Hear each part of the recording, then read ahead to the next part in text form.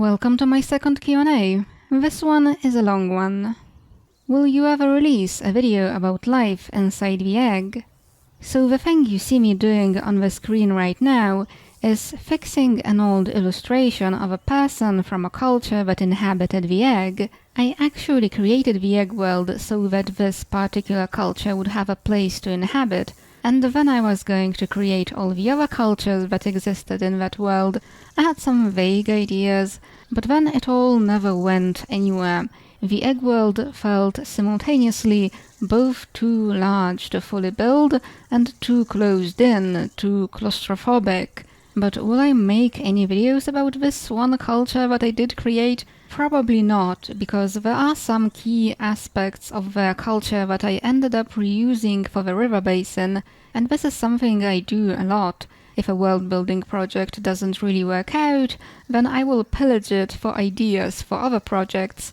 So if I made a video about this culture, I would end up talking about things I have already discussed in my videos about the river basin.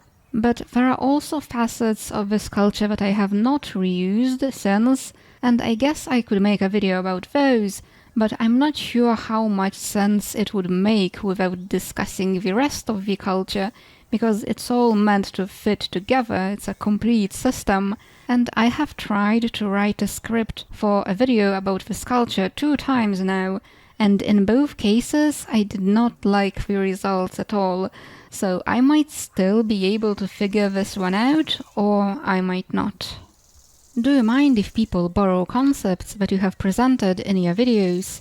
I don't. I think the only thing I would mind would be if someone took something I created and then made a whole lot of money off of it. Then I would be upset. Do you ever plan on releasing any merchandise?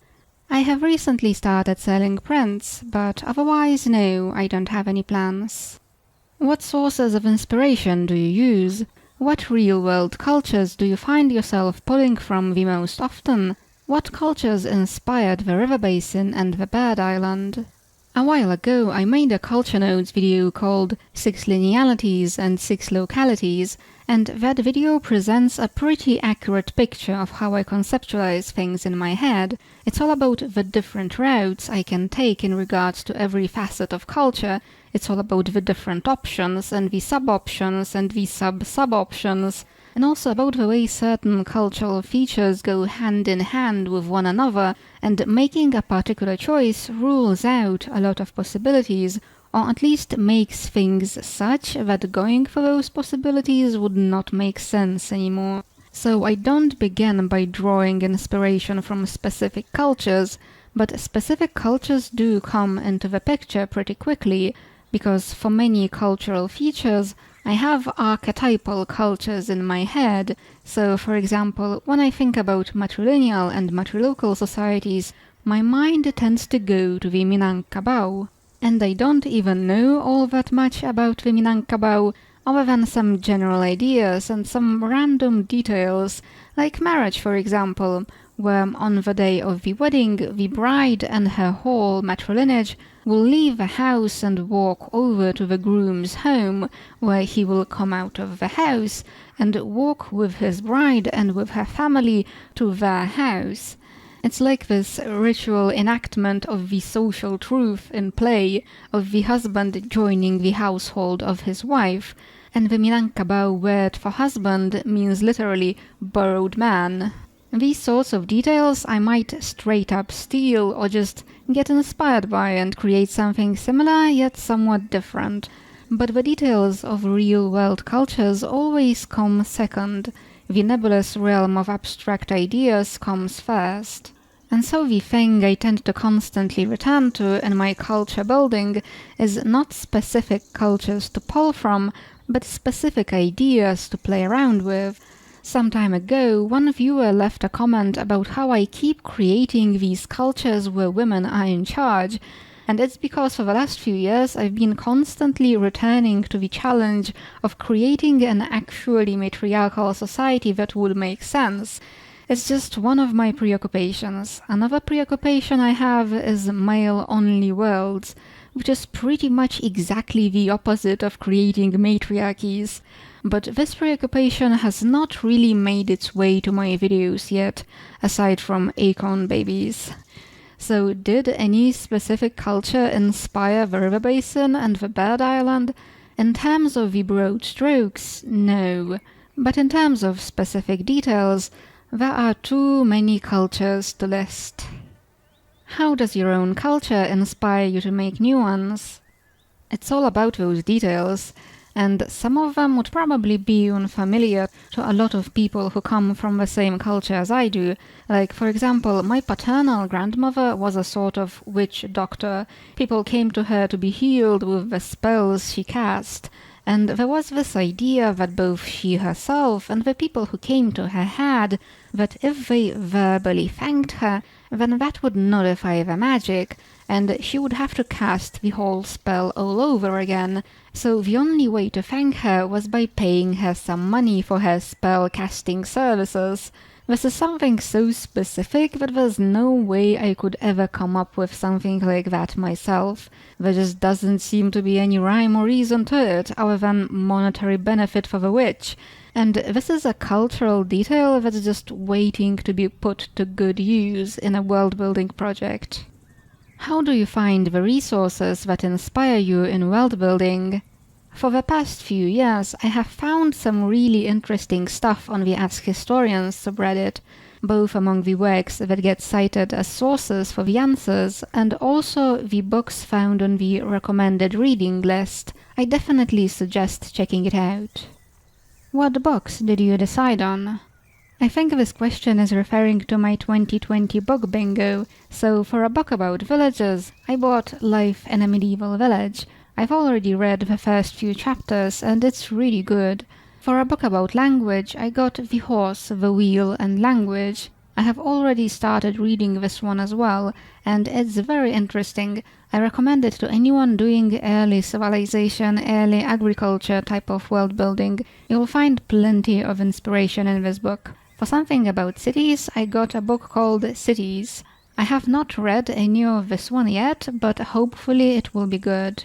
I'm also going to read The Ties That Bound for a book about family, and The Anthropology of Religion for a book about religion, and The Archaeology of Death and Burial for a book about death. I learned about all of these books on Ask Historians, except for the anthropology one, but there's also 2 books which I am pretty sure I'm going to read, and which were recommended to me by viewers: The Cheese and the Worms for the biography square, and Other Minds for the animal square. And for the rest, I'm still thinking about it, and I'm still looking for recommendations. Do you recommend any formal or informal study of history or literature or economics in order to become a better world builder? I just follow my interests, and personally I would not treat something as a world building homework assignment.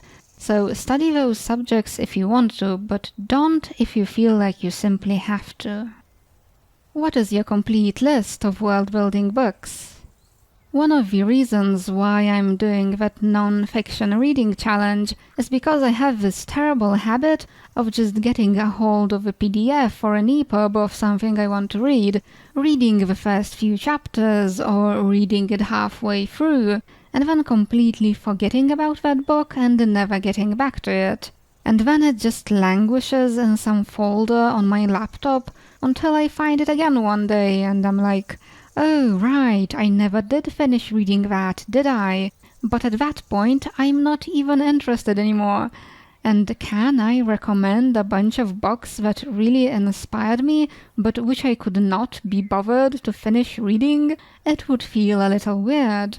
And having a physical copy of the book, a copy that exists in the space around me, looking at me, telling me, read me, that definitely helps. So hopefully in a few years I will be able to create a list of non-fiction books that are great inspiration for world builders and which I have actually read from start to finish. What was the worst world-building idea that you had and then discarded?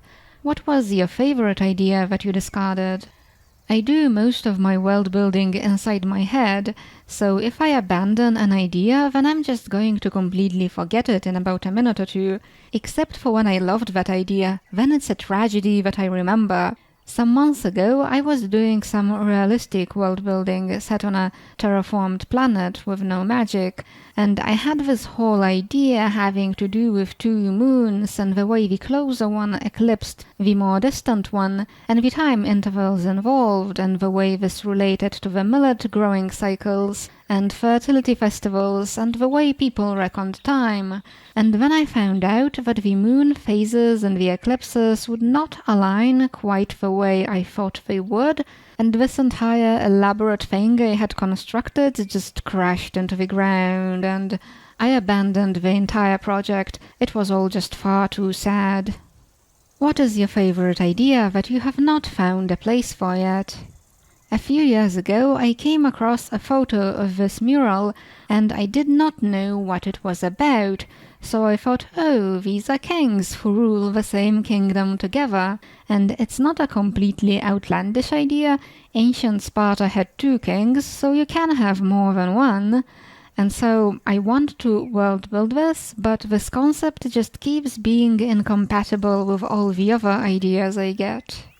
What world are you the proudest of, and which one do you find the most embarrassingly bad? I'm still proud of my little temperate rainforest island, while my worst world is the nonsense I conjured up back when I got into writing fantasy stories as a teenager. I had this world where people rode around on horses and lived in castles and used modern-day handguns. And also, I had a super special castle that was entirely made of glass. You would think I would have realized that having glass castles and handguns in the same setting was not a great idea, but I did not. At no point did I consider what would happen if someone shot a gun at the glass castle. I didn't even bother to make it enchanted with some protective magic or something. I just had a glass castle because I thought it was really cool and very pretty.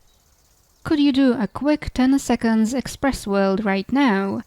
I don't have any ideas right now, but while I was working on this illustration and drawing all these mangrove trees, I started thinking, mangrove, a grove of men. A whole forest of tree men. I guess they would have exactly one flower growing somewhere midway down their trunk. And the females of this species are mobile. Plants have all sorts of strategies for dispersing their seeds, and a mobile female could take the seed quite a distance, and then lay her eggs. I guess they would lay them in a nest in the ground, where a female egg can hatch and a male egg can grow as a tree towards the sun. And the females are definitely carnivores, because it would be weird if they started eating the leaves of the males.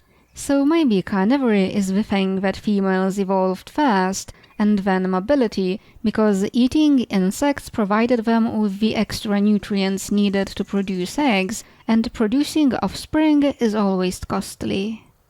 Do you prefer working with wacky and strange ideas, or those that are more realistic and tame? The ideal for me would be something that's both strange and realistic, because real-world cultures are often like that. They will have these completely wacky practices, but when you look at the rest of the culture and think about it, you find that it all fits and it all makes sense. So that's what I would like to create. Are there any world-building ideas that you didn't make into a video? If so, why? Most of my ideas don't become videos. Sometimes it's because I would have to draw too many things. Other times it's because I can't figure out a good way to explain something. Yet other times it's because the ideas are not particularly interesting. And sometimes it's because if I illustrated those ideas, then this channel would get taken down for inappropriate content. What rules do you never break when world building? Any culture I build has to make sense to me. I should be able to imagine people actually living like that and actually behaving that way. I can have magic messing with people's reproductive systems, but I would never have magic messing with human psychology. Can you tell us a bit about the world that you use for your avatar? Years ago I came up with a desert culture, and then I came up with a world to house it. It's a split planet that looks like this, and the way it works is entirely magical. What attracts you most to world building? What aspect of a world do you usually make first? What is your favorite kind of thing to create? I got into world building because I wanted to play around with anthropological concepts, but on a more fundamental level, I think building internally coherent systems is the actual underlying appeal. As for what I create first, that depends on what ideas I'm setting out to play with. But as I am figuring those out, I tend to be thinking about the geography and the climate, and how this affects what people eat, and what dwellings they live in, and what clothing they wear. But I don't think there is a wrong way to start, as long as you make it all work in the end. And my favorite things are food, housing, and clothing, which is why they are some of the first things I create, and why I get really into detail with those things. Like I bought a book about spindles and spinning, not because I'm interested in spinning any yarn, but because I wanted to know what spindles my concultures would use. And here's a fun fact. When I made the getting dressed video, I didn't know what spindles the river basin people should use, and didn't really understand the differences anyway, so I just drew a drop spindle without really knowing what I was drawing. But luckily, a drop spindle makes perfect sense when spinning long fibers, so I did draw the right thing. What is your least favorite thing to world build? What are the topics that other world builders seem to care about a lot, but you are unlikely to ever spend much time on? Politics and warfare, both extremely popular among world builders of all stripes, but entirely unpopular with me. What is your advice in regards to creating maps? Draw simple blocky shapes for your continents and islands, and then take a real-world map and steal the coasts. I am bad at drawing maps, so I cheat. Do you always world build in English? Because I world build inside my head, it's not really in any language, but I have always presented my world building to English-speaking audiences, so when I do start putting things into words, those are always English words, just for the sake of convenience. How is your conlang going? Are you going to make more videos about it? My conlang has been standing very still for the past year. I have not created any new grammar at all, though I have created some new words, and maybe that's something I should make a video about, just a few imaginary etymologies. Do you think that being multilingual makes conlanging easier? I think it makes it more difficult. It's very common for monolingual conlangers to start off by creating a relax, without even realizing that they are doing it. But when you know several languages and you decide to add a new word or a new piece of grammar to your conlang, it's very intuitive to start off by thinking, in this language I know, I would say it like this. In that language I know, I would say it like that, and so on and so forth.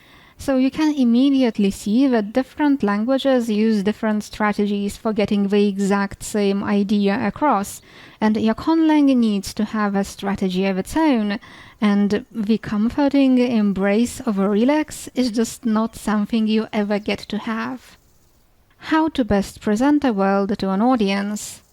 I'm still trying to figure this one out, but I like the idea of writing an encyclopedia. I think with some illustrations added, an encyclopedia about an imaginary world could be something quite special, but writing a fictional ethnography could also work, or a fictional travelogue, or a fictional history book. I don't know which way is best, and I think it's also going to depend on the world you are setting out to present, and which aspects of that world are the most interesting and the most fleshed out. So if you are really into politics and warfare, then a narrative history of political maneuvers and military campaigns would probably make more sense than an encyclopedia.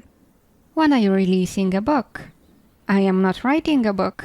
I did set out to do the NaNoWriMo this month, but the novella I was writing somehow ended up turning into a short story instead. And I'm not too fond of the results, so I will not be showing it to anyone.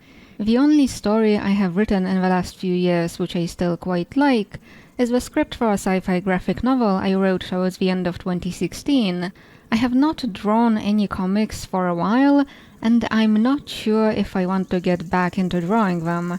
It's very time-consuming, and I would have to drop everything and only work on that graphic novel if I did not want to spend 10 years drawing 100 pages. So I just keep waiting for the moment when I will stop caring about that story and will not want to draw it anymore. But every time I think, if I had a giant stash of cash and had no concerns at all, what would I do? My answer is always, I would draw that graphic novel. I just cannot make myself stop wanting to draw it. How do you create characters? For minor characters, I take traits from people who I either know or even just briefly met, and I build characters from that. And back when I went for writing more tropey stories, I was often inspired by other fictional characters as well.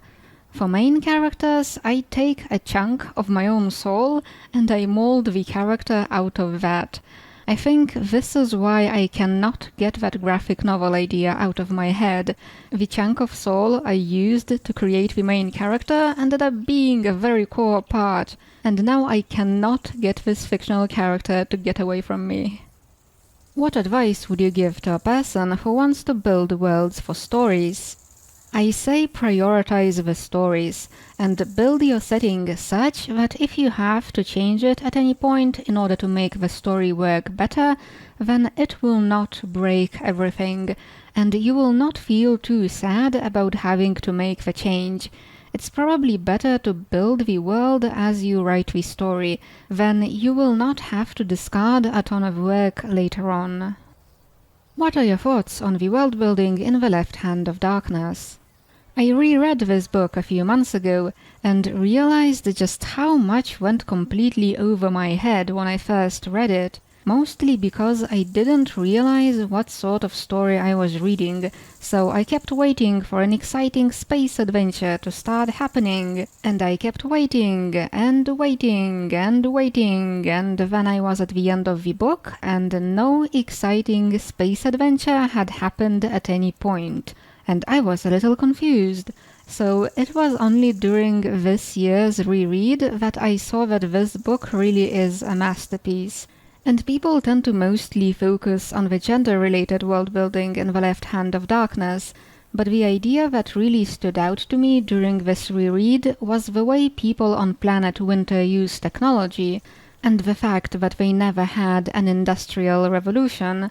They just slowly, over millennia, discovered electricity and invented radio and built motorized vehicles, and they are still going slow. They are not in a hurry to anywhere. They are my type of people. Have you read The Gods of Pegana? I read it a few months ago, along with a bunch of short stories by Lord Dunsany, and I decided to read his work because he was one of the people who laid the foundations for the modern fantasy genre. He had a big influence on Lovecraft and Tolkien and Ursula K. Le Guin, so you have to read the guy who everybody else copied. If I ever make a copy myself, then I would like it to be a copy of the original, not a copy of a copy of a copy of a copy. But unexpectedly, I ended up really falling in love with Dunsany's writing. His fantasy work just feels like this beautiful dream. And The Gods of Pegana is his first work, so it's not his best work, but it's still really good. As I was reading it, there were sometimes these passages where I read it once and loved it so much that I immediately had to read it again, and again, and again, like the bit where Mung goes to the wasteland and finds Ambul sitting there, and Ambul replies to Mung's request by saying, "I am the beast of Mung," and then goes to dry the rebellious rivers. I loved that bit. And I also really loved the tale of the prophet who flew to the edge of the world with the flamingos. And obviously, The Gods of Pegana is not a work of world building. It presents an imaginary pantheon of gods, but these aren't the gods of any fleshed-out culture. The pantheon presented does not make much in the way of anthropological sense, but it makes perfect artistic sense. It's an imaginary mythology as a work of art unto itself, and that is pretty special. How to create a believable mythology? Will you make a video about the religion of the river basin? Whether you should even be concerned about believability is going to depend on whether the gods you are creating actually exist or not. What is the conceit, I mean? If you, as the world builder, say that your imaginary world was created by the 4 gods of the 4 cardinal directions, a god of the south, a god of the north, a god of the east, and a god of the west, and these are the only gods that exist, and the only gods that are worshipped, and that's it, then I believe it. You are the creator and the ultimate authority about your world, and what you present is the truth. But the gods of the river basin are the invention of the people of the river basin, so their religion has to be like the sort of religion that people would come up with. And world builders usually create very tidy pantheons, which makes sense if it's meant to be real, but does not make sense if it's an invention. A pantheon that was collectively created by tens of thousands or hundreds of thousands or millions of people is going to be very messy. You are not going to have one god of the rivers, you are going to have 20, all either subtly or drastically different from one another, and some of those might share the same name but be worshipped differently, and some of those gods of the river might also double as a god of something else. So people might turn to one god of the river for help with fishing-related matters, and to another god of the river for help with love-related matters. So I have to create a realistic mess. But I also have the nuns, and they would definitely try to rationalize the mess, and then teach people about what it is that they are really doing and who it is that they are really worshipping. So I have to create a religion that does make sense, but which most people are ignorant of. That's a lot of work, and I have not felt ready to do that work. Maybe reading more about religion will make me more confident that I could do it well. Have you ever considered building a world and gifting it to someone else for their use, like an author or a game developer? If I ever gifted a world to someone, I'm pretty sure that author or game developer would just put that world down and slowly back away from it. What superpower would you most like to have? I would like to be able to photosynthesize, but I'm not sure if that counts as a superpower. How do you keep up your motivation for world building? If I come across as a highly motivated person, then that is wrong, because I am not. World building is just a fun thing that I like to do sometimes, and I don't do it when I don't feel like it. I'm a very badly disciplined world builder. What other interests do you have? What would you get into if you had more time on your hands? If I had infinite time, I would start learning how to play on some musical instrument, though I'm not sure which one I would choose. When I was a child, I wanted to learn how to play on the piano. Then I watched a film where the main character played the cello, so I decided that no, it has to be the cello. Then as an adult, I decided that of all the instruments in the orchestra, the oboe is the one that sounds the nicest. And then I was like, but wouldn't it be nice if I could play on the guzheng?